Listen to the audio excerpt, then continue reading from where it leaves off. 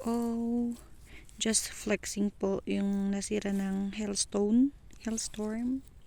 So yan, supposedly pinipitas namin yan, ibebenta, pero dahil natamaan ng hailstone, kaya ganyan, na-damage sila. Ang dami nila, oh. Charan.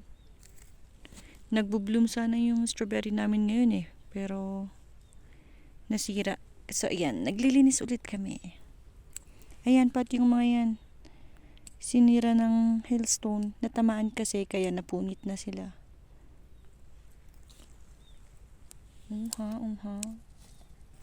Linis ulit.